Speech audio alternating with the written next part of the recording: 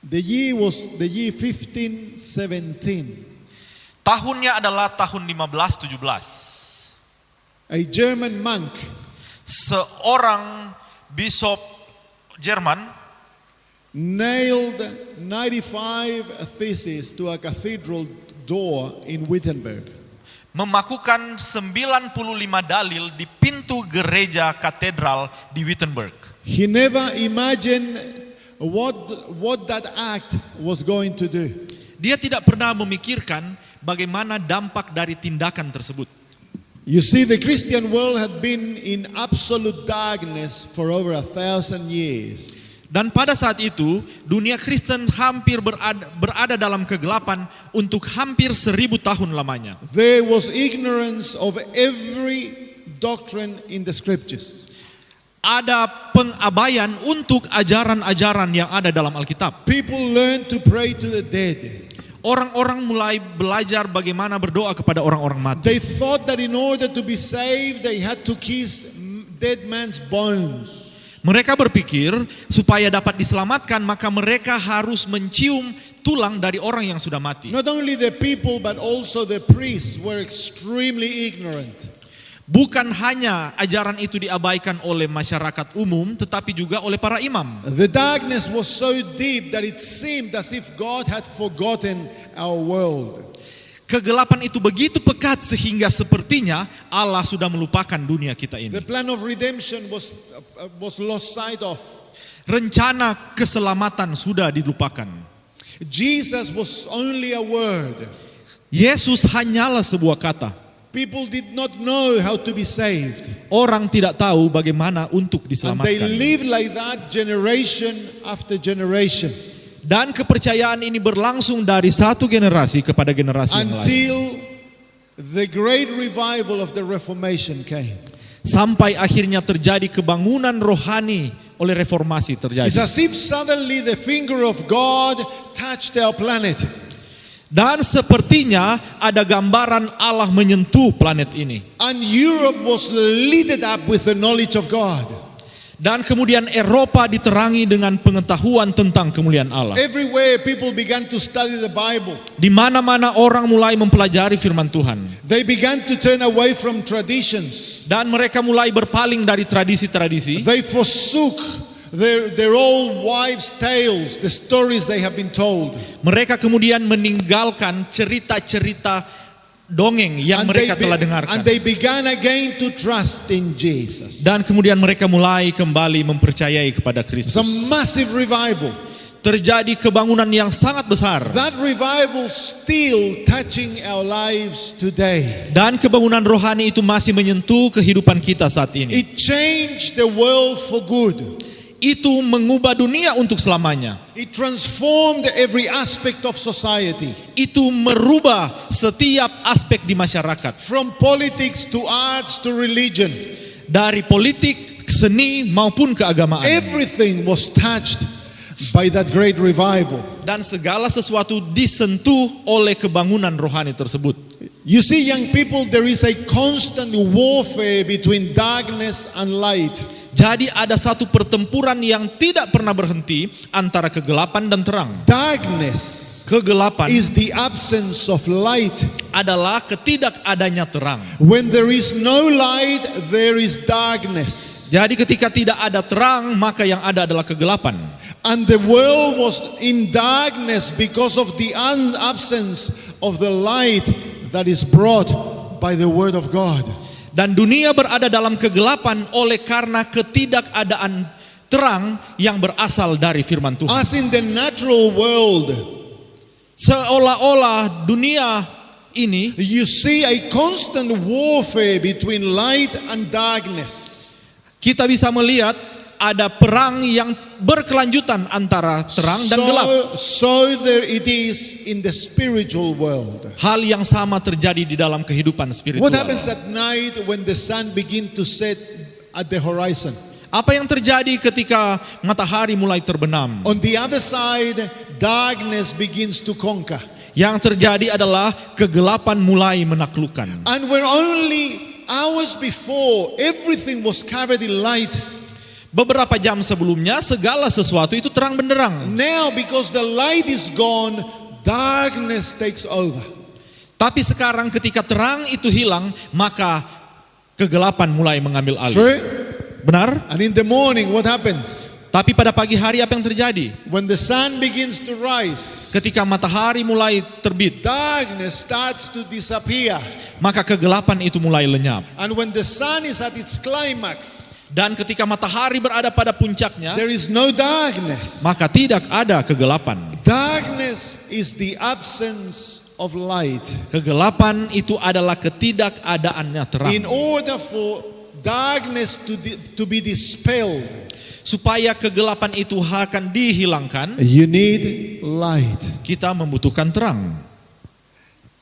In the spiritual reality, Di dalam realitas rohani, you face that battle against darkness every moment of your life. kita menghadapi pertempuran dengan kegelapan pada setiap saat di dalam kehidupan kita. There is something that is constantly drawing us towards darkness, isn't it? Ada sesuatu yang secara pasti selalu menarik kita ke arah kegelapan, And bukan? yet there is something else that is drawing us towards the light. Tapi ada juga sesuatu yang selalu menarik kita kepada terang. Every human being faces that conflict. Dan setiap orang menghadapi konflik tersebut. Without Christ, Tanpa Kristus, we abide in darkness. kita tinggal di dalam kegelapan. Christ Kristus is the light of the world. adalah terang dunia itu. Where the knowledge of Jesus does not exist, Ketika pengetahuan tentang Kristus tidak ada, then there is deep, deep darkness. maka akan ada kegelapan yang pekat. But the reality is this, Tetapi kenyataannya adalah ini. that even when the name of Jesus is pronounced, Bahkan pun ketika nama Yesus diucapkan, darkness can still exist. kegelapan itu masih bisa tetap ada. The purpose of a revival Tujuan kebangunan rohani is to dispel darkness. adalah untuk melenyapkan A kegelapan. revival is when God intervenes in human reality. Kebangunan rohani adalah ketika Allah campur tangan di dalam realitas And manusia. He pours His Spirit Dan dia mencurahkan rohnya to awaken human beings to their need. kepada orang-orang yang sementara menunggu hal itu. And when they turn to Christ, Dan ketika mereka berpaling kepada Kristus, darkness is dispelled. maka kegelapan itu lenyap. Because there cannot be darkness when Christ rules the heart. Karena tidak akan ada kegelapan apabila Kristus memerintah di dalam hati. If there is something that the Reformation taught us, Jika ada satu hal yang diajarkan oleh reformasi, is that when individuals turn to Christ, yaitu ketika setiap individu berpaling kepada Kristus, when homes turn to Christ, ketika rumah tangga berbalik kepada Kristus, when whole communities turn to Christ, ketika seluruh masyarakat berpaling kepada when Kristus, nations turn to Christ, ketika bangsa berpaling kepada Kristus, light will fill the land. maka terang akan mengisi tanah mereka. The purpose of a revival Tujuan daripada kebangunan rohani is to bring us back to God, adalah untuk membawa kita kembali kepada Allah, so that light can fill our lives. supaya terang akan mengisi kehidupan kita. Often we are asked the question, Sering kita bertanya pertanyaan-pertanyaan, why do we need a revival? mengapa kita membutuhkan kebangunan rohani? Ellen White wrote, Ellen White menulis, the greatest need of our church today kebutuhan gereja yang paling besar saat ini is the revival of ancient godliness. adalah kebangunan rohani kesalehan yang mula-mula. Why do we need revival? Mengapa kita membutuhkan kebangunan rohani? When we are the remnant church, Padahal kita adalah umat yang sisa. when we are God's people, Padahal kita adalah umat Allah. why do we need revival? Mengapa kita membutuhkan kebangunan rohani? Surely the people in the world need revival. Oh, tentu saja mereka yang berada di dunia But membutuhkan not kebangunan us. rohani. Tapi bukan kita. Let's see what the word of God says. Oke, mari kita lihat apa yang dikatakan oleh firman Tuhan. This morning we are going to look at 3 examples in the Bible Pagi ini kita akan melihat 3 contoh di dalam Alkitab that talk about the remnant church. yang berbicara tentang umat yang sisa. And describe the spiritual condition of us, our church. Dan menggambarkan keadaan rohani kita dan gereja kita. Why do we need a revival? Mengapa kita membutuhkan kebangunan rohani? By the end of this morning, we will know why we need a revival. Di akhir pagi hari ini kita akan mengetahui mengapa kita membutuhkan. And we will realize that it is our most urgent need. Dan kita akan melihat, menyadari bahwa ini adalah kebutuhan yang sangat mendesak. Come to the book of Ezekiel chapter 37. Mari kita pergi ke Yehezkiel pasal 37.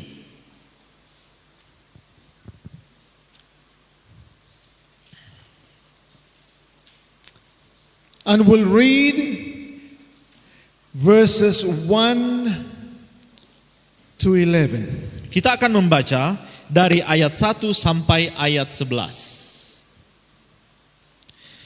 Lalu kekuasaan Tuhan meliputi aku, dan ia membawa aku keluar dengan perantaraan rohnya, dan menempatkan aku di tengah-tengah lembah, dan lembah ini penuh dengan tulang-tulang.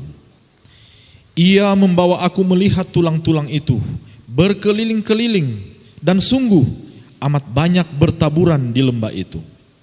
Lihat, tulang-tulang itu amat kering. Lalu ia berfirman kepadaku, hai anak manusia, dapatkah tulang-tulang ini dihidupkan kembali? Aku menjawab, ya Tuhan Allah, Engkaulah yang mengetahui. Lalu firman-Nya kepadaku, bernubuatlah mengenai tulang-tulang ini, dan katakanlah kepadanya, hai tulang-tulang yang kering, dengarlah firman Tuhan.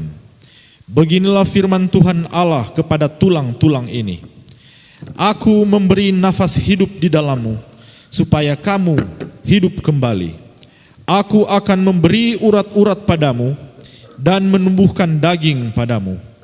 Aku akan menutupi kamu dengan kulit, dan memberikan kamu nafas hidup, supaya kamu hidup kembali, dan kamu akan mengetahui bahwa akulah Tuhan. Lalu aku bernubuat seperti yang diperintahkan kepadaku. Dan segera sesudah aku bernubuat, kedengaranlah suara, sungguh suatu suara berderak-derak, dan tulang-tulang itu bertemu satu sama lain. Sedang aku mengamat-amatinya, lihat, urat-urat ada, dan daging tumbuh padanya, kemudian kulit menutupinya, tetapi mereka belum bernafas. Maka firman-Nya kepadaku, bernubuatlah kepada nafas hidup itu, bernubuatlah hai anak manusia, dan katakanlah kepada nafas hidup ini, beginilah firman Tuhan Allah, hai nafas hidup, datanglah dari keempat penjuru angin, dan berembuslah ke dalam orang-orang yang terbunuh ini, supaya mereka hidup kembali. Lalu aku bernubuat seperti diperintahkannya kepadaku, dan nafas hidup itu masuk ke dalam mereka, sehingga mereka hidup kembali. Mereka menjejakkan kakinya suatu tentara yang besar. Firman-Nya kepadaku, hai anak manusia, tulang-tulang ini adalah seluruh kaum Israel.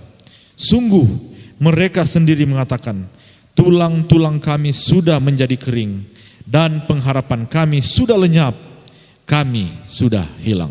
Alright. What a vision. Betapa suatu penglihatan. Ezekiel was taken to a valley. Yehezkiel dibawa ke suatu lembah, And when he saw the valley, dan ketika dia melihat lembah tersebut, the valley was full of bones. lembah itu dipenuhi dengan tulang belulang. And what was the condition of the bones? Dan bagaimana kondisi tulang-tulang itu? They were dry, very dry. Itu kering, sangat kering. And then the Lord asked Ezekiel, Dan kemudian Tuhan bertanya kepada Yehezkiel, shall these bones live? bisakah tulang-tulang ini hidup? What would you have answered? Bagaimana jawabanmu? When was the last time that you saw a bone come back to life? Kapankah terakhir kali kalian melihat tulang yang kemudian hidup? What does a bone represent? Apakah yang diartikan oleh tulang. that someone has died. Tulang itu artinya seseorang sudah meninggal. True? Benar? And what does it mean that they are dry? Dan apa artinya bahwa itu sudah kering? That they've been dead for a long time. Itu artinya mereka sudah mati untuk waktu yang cukup lama. True? Benar? Now, Nah, if sekarang. you see a bone that is really dry, Ketika kita melihat tulang yang sungguh sangat kering, will you believe that that bone can be resurrected? apakah kalian percaya bahwa tulang-tulang itu bisa dibangkitkan kembali? What are the chances? Bagaimana kemungkinannya? Impossible. Tidak mungkin. True? Benar When bukan? was the last time that you saw someone being risen from the dead? Kapankah terlahir kalian melihat seseorang dibangkitkan dari kematian? And so when God asked Ezekiel, Jadi ketika Allah bertanya kepada Yehezkiel, shall these bones live? bisakah tulang-tulang ini hidup kembali? What do you think the prophet thought in his mind? Apa yang saudara-saudara pikirkan tentang yang ada di pikiran Nabi ini? It's impossible. Tidak mungkin. He had never seen anyone being resurrected from the dead. Dia belum pernah melihat seseorang dibangkitkan dari kematian. Who do these bones represent? Nah, siapakah yang digambarkan oleh tulang-tulang ini? Verse 11. Ayat 11. The Lord says to Ezekiel, Allah berfirman kepada these Yehezkiel, bones represent the house of Israel. tulang-tulang ini menggambarkan orang-orang Israel. In the Old Testament, Di dalam perjanjian lama, Israel was a nation in the Middle East. Israel adalah bangsa yang ada di Timur Tengah. They were God's people. Mereka adalah umat Allah. And in what condition were they? Dan bagaimana keadaan mereka? They were dead. Mereka mati. How long had they been dead? Berapa lama mereka sudah mati? For a long time. Untuk waktu yang lama. But Tetapi these bones tulang-tulang ini are in a valley. berada di lembah. And the valley Dan lembah ini, is a symbol of judgment. lembah ini adalah lambang penghakiman. So these bones are Israel at the time of judgment. Jadi ini adalah gambaran orang-orang Israel pada saat penghakiman. In the New Testament, Di dalam buku Perjanjian Baru, Israel is the church of God. Israel melambangkan gereja Allah. And in Revelation, Dan di dalam buku Wahyu, we are shown that Israel is the remnant church. Israel adalah umat yang sisa. And so, Jadi these bones tulang-tulang ini are God's people adalah umat-umat Allah at the time of judgment. yang ada pada saat penghakiman. Do we have in the Bible or in the book of Revelation Apakah kita memiliki di dalam kitab Alkitab atau dalam kitab Wahyu a group of God's people sekelompok umat Allah who are called the people of the judgment? yang disebut dengan umat-umat pada saat penghakiman? Yes or no? Ya atau tidak? Yes, they are called in Greek Laodicea. Ya, di dalam Alkitab bahasa Yunani dia disebut Laodikia. Laodicea means the people of the judgment. Laodikia adalah artinya orang-orang yang hidup pada saat And penghakiman. who is Laodicea? Dan siapakah Laodikia itu? Well, Laodicea is the remnant of God's people who live just before the end of the world. Laodikia itu adalah yang sisa dari umat-umat Allah yang berada pada akhir dunia ini. They are called Seventh-day Adventists. Dan mereka disebut orang-orang Advent. Oh, that's us. Oh, itu adalah kita. True? Benar? In Ezekiel, Nah, di dalam buku Yehezkiel, chapters 38 and 39 pasal 38 dan 39 present that the whole world will gather against God's people to destroy them. menggambarkan bagaimana seluruh dunia akan berkumpul bersama-sama untuk menghancurkan umat Allah. So Ezekiel shows us Jadi Yehezkiel menunjukkan kepada kita that God's people who are living at the time of the judgment, bahwa umat-umat Allah yang hidup pada saat penghakiman, who are about to be destroyed by the world, yang akan dihancurkan oleh seluruh dunia, they are dead. mereka dalam keadaan mati. How are we? Bagaimana keadaan kita? How are we? Bagaimana keadaan kita? You are dead. Ya, kita dalam keadaan You don't mati. even speak when I ask you. Kalian bahkan tidak menjawab ketika saya bertanya. How are God's people in the last days? Bagaimana keadaan umat Allah pada akhir zaman? Dead. Mati. So, Jadi, and how long have they been dead? berapa lama mereka sudah mengalami keadaan mati ini? For a long time. Untuk waktu yang lama. And when Ezekiel saw the bones, Dari ketika Yehezkiel melihat tulang-tulang ini, the bones were not skeletons. ini adalah tulang-tulang bukan rangka. The bones were spread all over the valley. Tulang-tulang ini tersebar di seluruh bukit-bukit itu. The bones were disunited. Tulang-tulang ini terpisah satu dengan yang They lain. were dead. Mereka mati. And when Ezekiel saw the bones, Ketika Yehezkiel melihat tulang-tulang he ini, was not willing to give God an answer because the picture was dark, was bad. dia tidak sanggup memberikan jawaban kepada Tuhan karena gambarannya itu sangat buruk. If someone dead is raised back to life, Jika seseorang yang mati dibangkitkan kembali, we call that a revival. kita menyebut itu sebagai revival atau kebangunan rohani. Amen. Amin. And so what does it take for someone dead to be raised back to life? Jadi apa yang diperlukan supaya seseorang itu bisa balik kembali dari A kematiannya? miracle of God. Mujizat dari Tuhan. Only God can raise the dead. Hanya Tuhan yang dapat membangkitkan orang mati. Amen. Amin. And what is the remnant church like? Dan bagaimana keadaan umat yang sisa? Seperti Dead. apa? Oh, mereka mati. And who's part of the remnant church? Dan siapakah yang menjadi bagian dari umat yang sisa Put tersebut? your hands up. Angkat tangan. Hello, bone. Halo tulang-tulang. Dry bone. Tulang-tulang yang kering. All of us.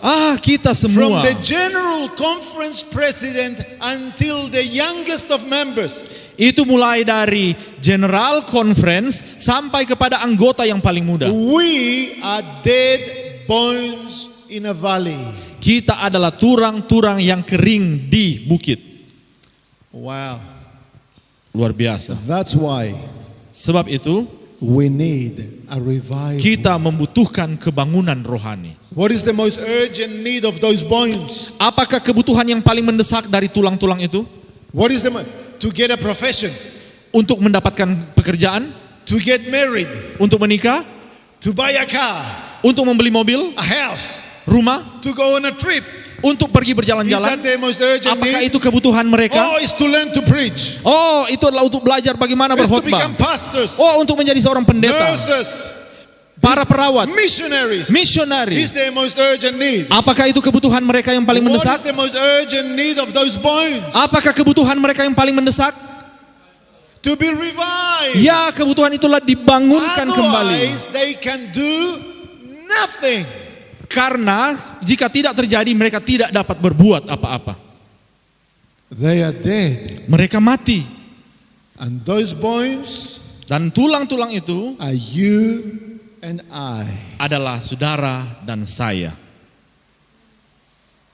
And so do not get surprised Jadi jangan terkejut about the spiritual condition of the Seventh-day Adventist Church. tentang keadaan gereja kita. Because according to the Bible, Karena sesuai dengan Alkitab, the remnant church is what? umat yang sisa dalam keadaan Is what? Say it loud and clear. katakan dengan jelas, It's dead. ya, mati. And who's the remnant church? Dan siapakah mereka itu? Put your hand up. Angkat tangan. So you are as dead as your friend. Jadi saudara itu sama keadaan matinya dengan yang And sahabat you kita. are as dead as Pastor Sam. Dan keadaan kalian itu sama dengan keadaan Pastor Sam. And Pastor Sam is Dan- as dead as my friend Levi. Dan Pastor Sam keadaannya itu sama dengan sahabat saya Elvis. And we are as Elvis, no Elvis, no Elvis, Elvis. Elvis. And we both are as dead as the General Conference President. Dan kedua kami itu sama keadaannya mati seperti Presiden General Conference. How many bones were dead? Ada berapa banyak tulang yang mati? All the bones were dead. Semua tulang mati. What was their most important need? Apakah keperluan mereka yang paling besar? A revival. Ya, kebangunan A rohani. resurrection. Kebangkitan. A coming back to life. Kembali untuk hidup. Question. Pertanyaan. Do you think that these bones knew they were dead? Pertanyaannya, apakah tulang-tulang ini tahu bahwa mereka mati? Yes or no? Ya atau tidak? No, because the dead know how much. Tidak, karena tulang-tulang tidak, orang yang mati tidak The mengetahui dead know apa-apa. nothing. Orang mati tidak tahu apa-apa. So do you think that we know we are dead? Jadi menurut kalian apakah kita tahu bahwa kita mati? No, we think we are the best. Tidak, kita tahu bahwa kita yang terbaik. Oh, we are better than Catholics. Oh, kita lebih baik daripada yang agama We Katolik. are better than Pentecostals. Kita lebih baik daripada We Pantekosta. have the Sabbath. Kita punya hari Sabat. We have the spirit of prophecy. Kita memiliki roh nubuat. Oh, Oh, true. benar bukan? And yet God says, Dan tapi you are dead. Allah berkata kepada kita, kalian mati. And for how long have we been dead? Dan untuk berapa lama kita sudah dalam keadaan seperti itu? Some people say, oh, our pioneers. Beberapa orang bilang bahwa para pendahulu Our kita, pioneers were dead. para pionir kita itu dalam keadaan Because the mati. bones have been dead for a long time. Karena tulang-tulang ini sudah dalam keadaan seperti itu untuk waktu yang lama. What is it that causes our death? Apakah yang menyebabkan tulang-tulang ini mati? We call ourselves Christians, Kita menyebut diri kita Kristen, but Christ is not in our heart. tetapi Kristus tidak ada di dalam hati kita. We are dead, Mrs. White says, in sin and rebellion against God. Kita mati di dalam dosa dan pemberontakan terhadap We Allah. have a form of godliness Kita memiliki bentuk kesalehan, without the power. tapi kita memungkiri Oh, kekuatannya. these bones look like bones, but they have no life. Oh, tulang ini kelihatan seperti tulang, tapi tidak memiliki kehidupan. True. Benar? Okay, come with me to another story. Oke, cerita yang lain. Matthew chapter 25. Matius pasal 25.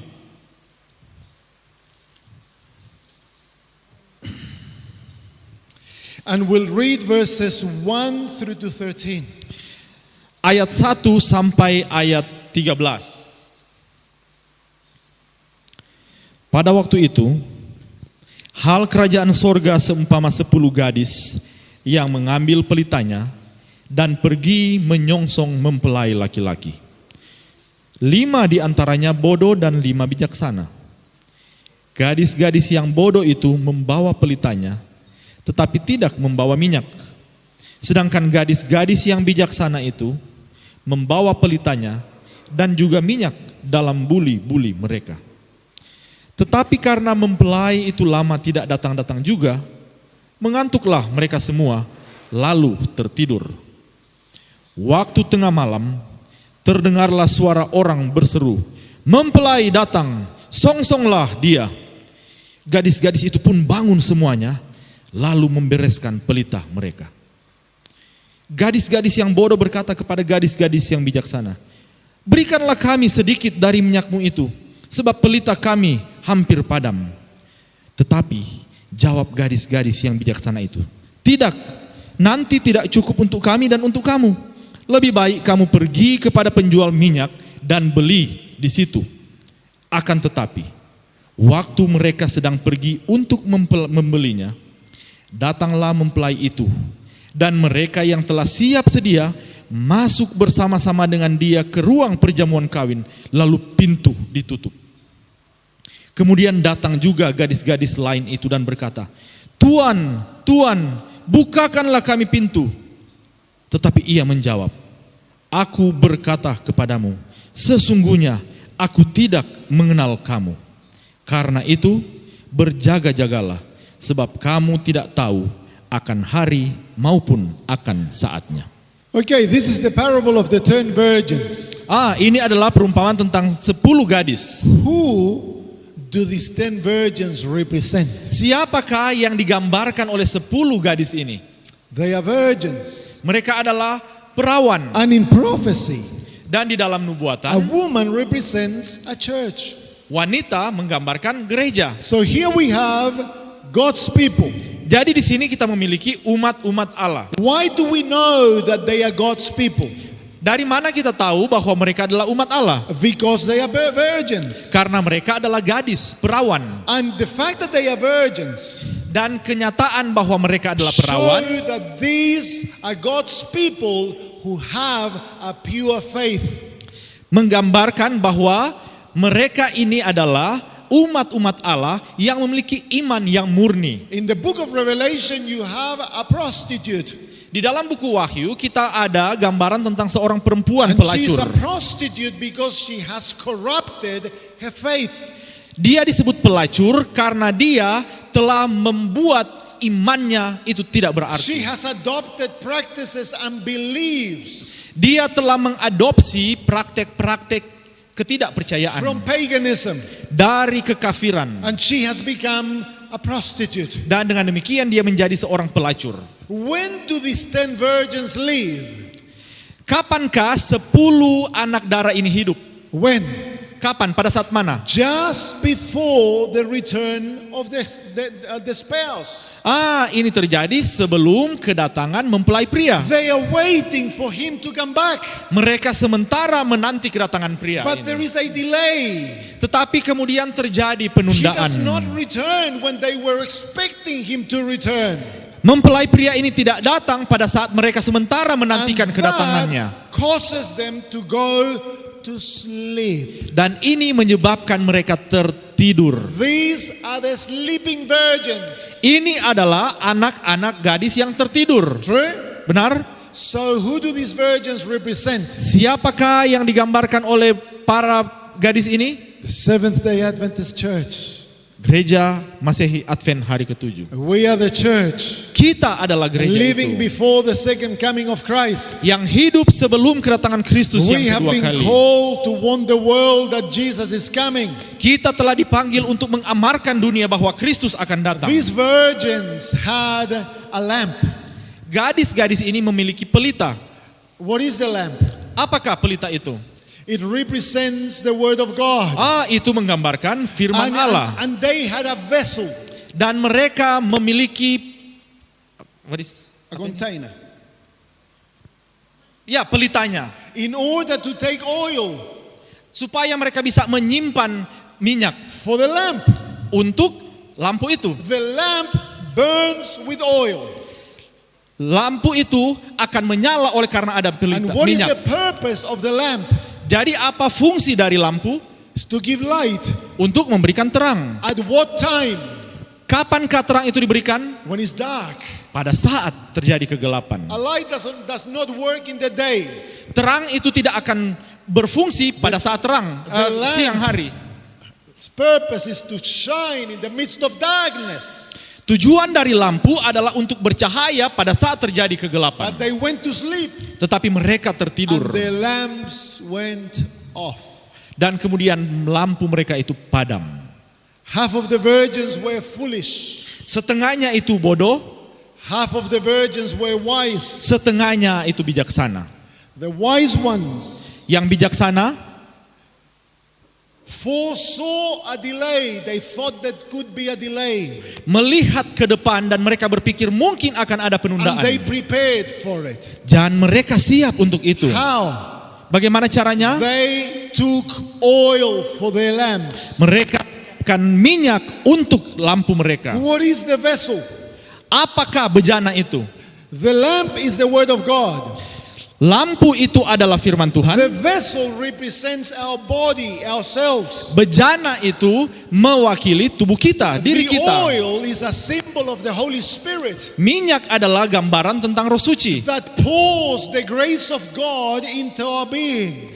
yang dicurahkan oleh karunia Allah ke dalam diri kita. 5 virgins 5 gadis had the word, memiliki firman but Allah, they had no Holy Spirit. tetapi tidak memiliki Roh They Kudus. had not experienced the grace of God. Mereka tidak mengalami karunia Allah. But they were part of the church. Tapi mereka adalah bagian dari The gereja. other 5, 5 yang lain, they are wise mereka adalah bijaksana because they do not trust themselves. karena mereka tidak mempercayai diri They mereka have died sendiri. to themselves. Mereka meragukan diri And mereka. their experience is based on being confident in the Holy Spirit. Dan mereka memiliki pengalaman, dan pengalaman itu didasarkan pada pengalaman mereka dengan Roh They have Suci. experienced the grace of God. Mereka mengalami kasih karunia They Allah. have been born again. Mereka lahir And kembali. the word of God Dan firman Allah is filled with oil.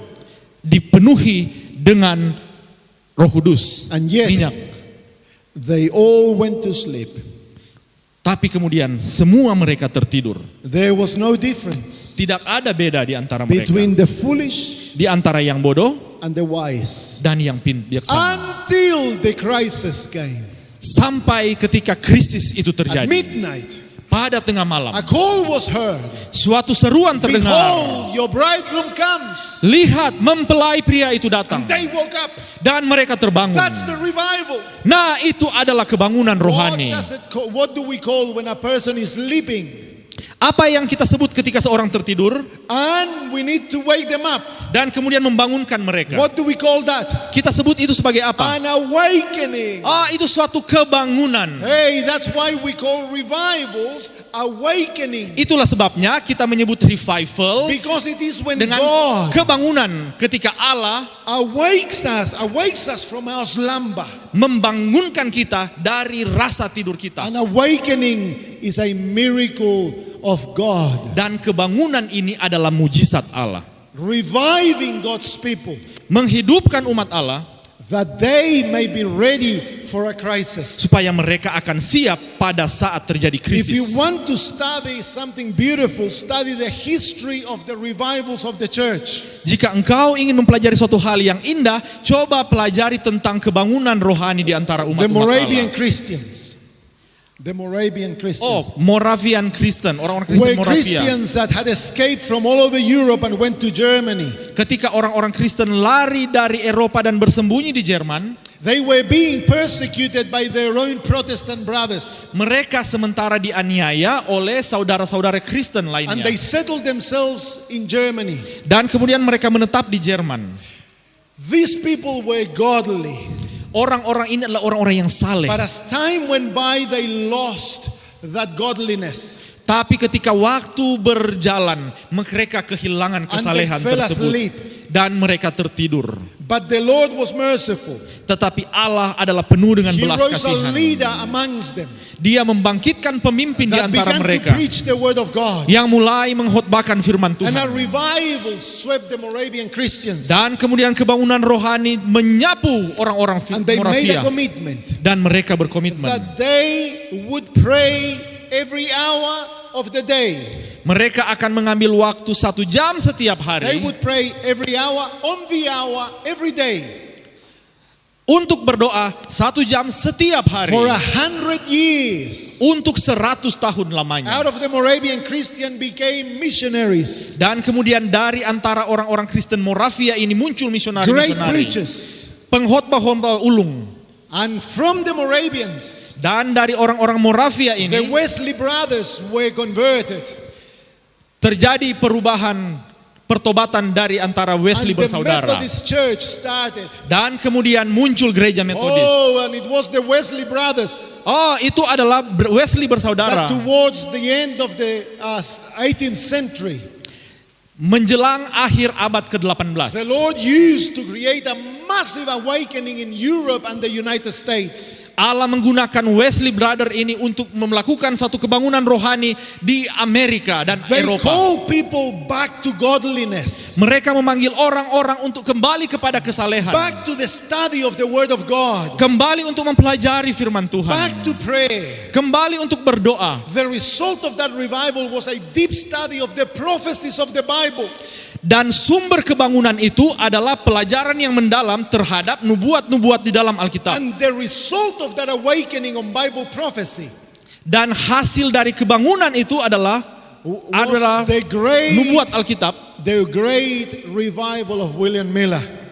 Hasil itu adalah kebangunan rohani yang dimulaikan oleh William The Miller. greatest revival since Pentecost. Itu adalah kebangunan rohani terbesar sejak The Pentakosta. preaching of William Miller Khotbah dari William Miller went throughout the world, pergi ke seluruh dunia, and the result dan hasilnya was the birth of the Seventh-day Adventist adalah Church. munculnya gereja Masehi Advent hari ke-7. Because 300 years earlier, Karena 300 tahun sebelumnya a group of Christians ada sekelompok orang Kristen decided that they would pray unceasingly for 100 years. yang memutuskan untuk berdoa dengan tidak berkeputusan selama 100 We are tahun. here Kita ada di sini because of the Moravian Christians. oleh karena orang-orang Moravia. Amen. Amin. A revival Kebangunan is rohani an awakening adalah kebangunan from spiritual slumber. dari keadaan tidur secara rohani. The Seventh-day Adventist Church is living, Gereja masih hari ke-7 sementara tertidur, is dead. sementara mati. We need a resurrection. Kita perlu kebangkitan. We need an awakening. Kita perlu kebangunan. I ask you a question. Saya ingin bertanya, In your own life, di dalam hidupmu, isn't this description true? apakah gambaran ini benar? Are there things in your life that you know are sins? Adakah hal-hal di dalam diri kita yang kita tahu itu dosa? Are there things in your own life that you're doing that you know they go against the will of God? Hal-hal yang kita tahu kita sementara lakukan dan kita sadar bahwa itu melawan kehendak And isn't Tuhan. it true that we give priority to the world rather than Jesus? Dan bukankah itu benar bahwa kita sementara menempatkan prioritas dunia di atas We Kristus? spend more time on the things of the world than in prayer and Bible study. Kita menghabiskan waktu lebih banyak pada hal-hal duniawi daripada berdoa dan belajar firman The Tuhan. missionary zeal has died in our midst. Semangat misionari itu mengalami kematian di We dalam want to build a tengah-tengah career. kita. We want to Kita build. ingin membangun karir. We want to have a house. Kita ingin memiliki We rumah. want to be well. Kita ingin menjadi kaya. We have stopped longing for the second advent of Jesus. Dan kita harus berhenti berkeinginan untuk melihat kedatangan The Kristus yang worst kedua of kali. sins are ripening in our midst. Dan dosa itu sementara matang di tengah-tengah kita. Why? Mengapa? Because we are dead Karena kita mati and we are sleeping. dan kita tertidur. One more picture and we'll finish. Satu lagi gambaran dan kita selesai. Come to the book of Revelation chapter 14. Mari kita masuk ke dalam Wahyu pasal 14.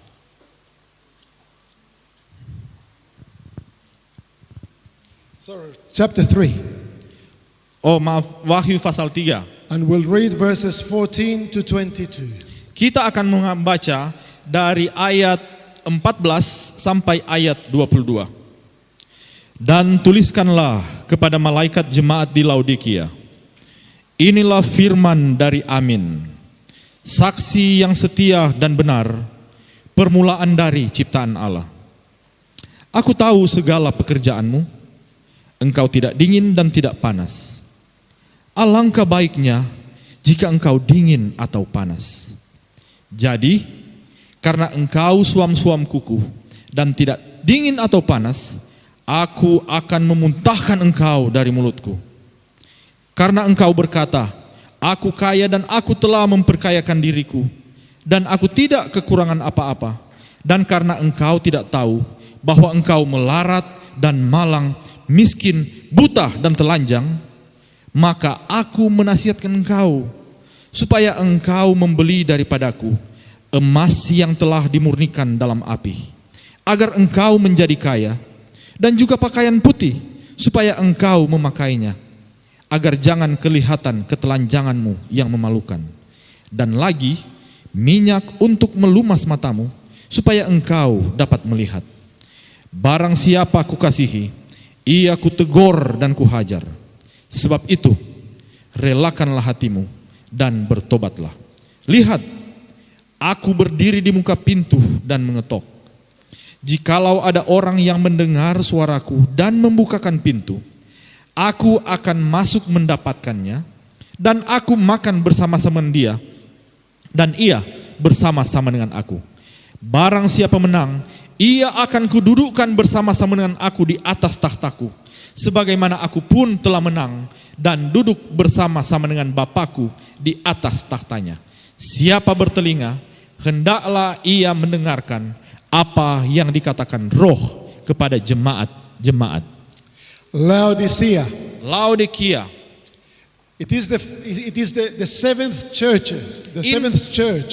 Ini adalah gereja yang ketujuh Of this prophecy of 7 churches dari nubuatan 7 jemaat that shows the history of the church from the days of the apostles yang menceritakan tentang sejarah gereja dari zaman rasul-rasul until the end of the world. sampai akhir dunia. And the prophet divides it into 7 great periods. Dan Nabi itu, Rasul itu membagi gereja ini ke dalam 7 periode. You have the apostolic church. Kita memiliki gereja zaman rasul-rasul. Then you have a persecuted church. Kita memiliki gereja yang teraniaya. Then you have the compromising church. Kita memiliki gereja yang berkompromi. Then you have the fallen church. Dan kita memiliki gereja yang sudah jatuh. Then you have the church of the Reformation. Dan kita memiliki gereja reformasi. Then you have the church of the great revivals. Dan kita memiliki gereja di mana terjadi And kebangunan rohani yang besar. finally you have Laodicea, Dan akhirnya kita memiliki the church gereja of the last Laodikia, days.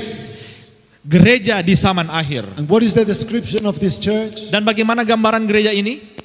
She's lukewarm. Dia suam-suam kuku. What does it mean that she's lukewarm? Apa artinya suam-suam kuku? She's neither hot nor cold. Dia tidak panas dan tidak dingin juga. She is not completely Christian, neither completely worldly. Dia tidak sepenuhnya orang Kristen, tapi juga tidak sepenuhnya seperti dunia. She's not fully committed to Christ, Dia tidak sepenuhnya setia kepada Kristus. neither fully given to Satan. Dan dia juga tidak sepenuhnya setia kepada setan. She serves both camps. Dia melayani dua-duanya. She claims to have Christ as Lord, but she loves the world. Dia menyatakan bahwa dia mengasihi Kristus, tapi dia juga mengasihi She dunia. has a hot mouth. Dia memiliki mulut yang panas. Oh, I love you, Lord, I love you. Oh Tuhan, saya mengasihimu, saya We come and mengasihimu. sing and we worship Jesus. Kita datang, kita menyanyi dan kita menyembah And Kristus. then we go in the world and watch movies and pornography and we dress like the world and we want the world and we love the world. Dan kemudian kita ke dalam dunia, kita menonton televisi, kita melihat pornografi, kita begitu mengasihi dunia Our ini. mouth is hot, Mulut kita itu begitu panas, but our heart tetapi hati kita is cold. dingin. We are an amazing mix. Ada suatu pencampuran yang sangat luar biasa. That's why we are where we are at. Itulah sebabnya kita seperti yang kita ada. I ask you a question. Saya bertanya kepada Is kalian, this description true of you? apakah gambaran ini benar tentang kita? Yes or no? Iya atau tidak? Yes. Ya.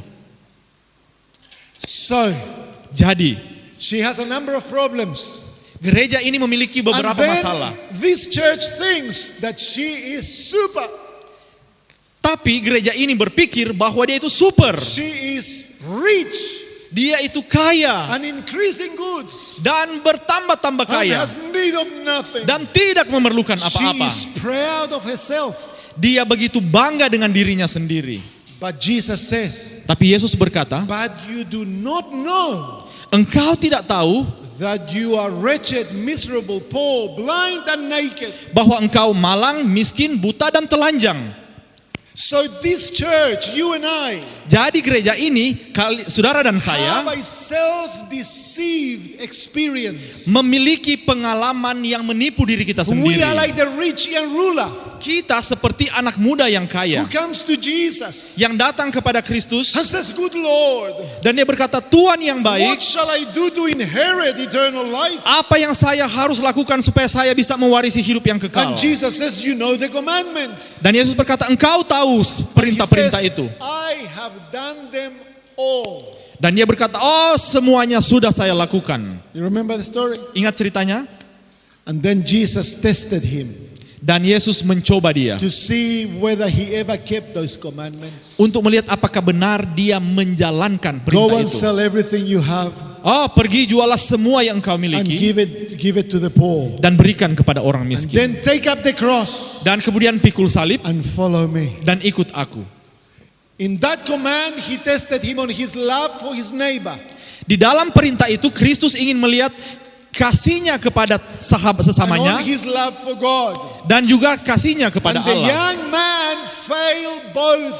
Dan orang muda ini gagal untuk kedua tes itu. He had never kept one commandment. Dia tidak pernah memelihara salah satu And pun. yet, he thought that he would inherit eternal life. Tapi dia berpikir bahwa dia akan mewarisi hidup He kekal. had a self-deceived condition. Dia memiliki satu kondisi yaitu menipu diri sendiri. That's who we are. Dan itu adalah kita. Jesus says, you do not know who you are. Yesus berkata kita tidak tahu siapa You do kita. not know your condition. Engkau tidak mengetahui keadaanmu.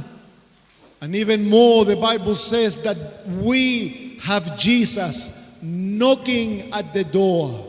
Dan lebih lagi Alkitab menyatakan bahwa Kristus sementara mengetuk di pintu. Jesus is outside.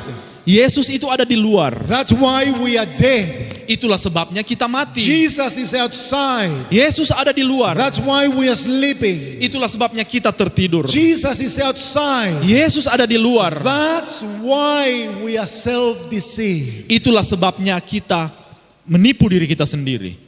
That's why, dear friends, Itulah sebabnya sahabat yang kekasih, we need a revival.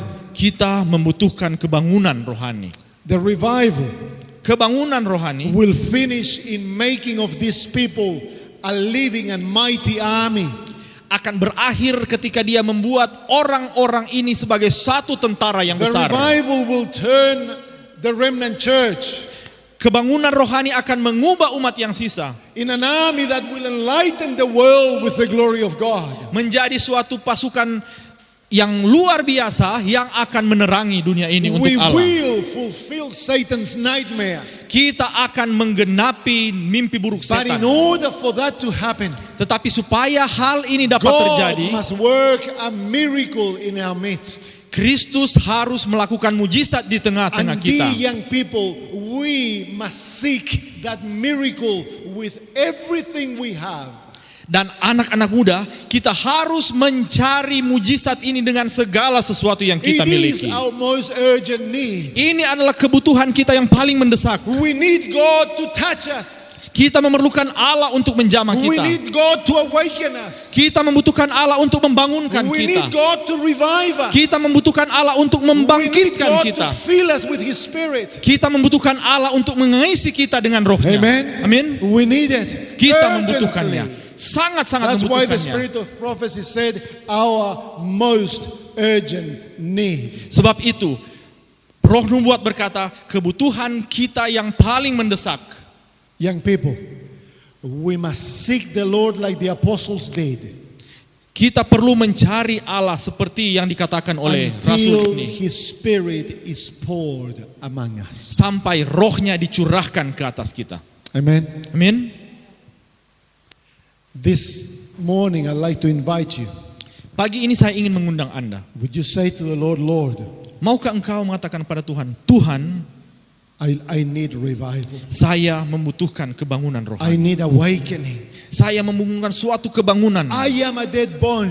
Saya adalah tulang yang I mati. am a sleeping virgin. Saya adalah wanita yang tertidur. I am lukewarm. Saya suam-suam kuku. I am deceived of myself. Saya sementara menipu diri saya I sendiri. need you, Father. Saya membutuhkan engkau, Bapa. Please work the miracle in my life. Bekerjalah, lakukan mujizat itu dalam hidup If that saya. is your desire, Jika itu adalah kerinduan, would you stand where you are that we may pray together? maukah Anda berdiri dan kita boleh berdoa bersama-sama?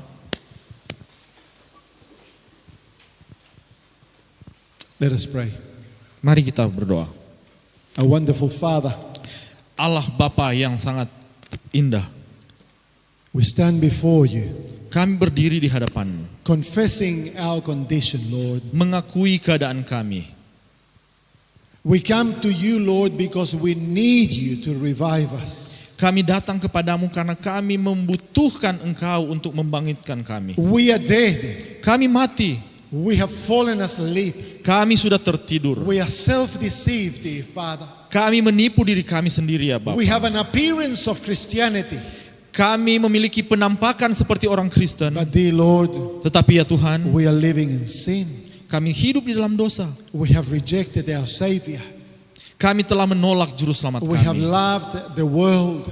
Kami sudah mengasihi dunia We ini. have not surrendered ourselves to you. Kami tidak menyerahkan diri kami kepadamu. We are empty of the divine grace of the Holy Spirit. Kami kehilangan akan kuasa kasih karunia dari Roh We Kudus. stand before you, Father, Kami berdiri di hadapan-Mu Bapa, and we ask in the name of Christ, dan kami memohon di dalam nama Yesus. revive us, O Lord. Bangkitkan kami ya Bapa. Awaken us, Father. Bangunkan kami ya Work the Tuhan. miracle in our midst, Lakukanlah suatu mujizat di that we tengah-tengah may kami, be a people filled with the Holy Spirit. sehingga kami menjadi orang-orang yang dipenuhi dengan Roh And Kudus, thus we may enlighten the world with the glory of Jesus. supaya kami boleh menerangi dunia ini dengan kemuliaan Kristus. Thank you, Lord. Terima kasih ya Tuhan. In Jesus' name, Di dalam nama Yesus. amen. Amin.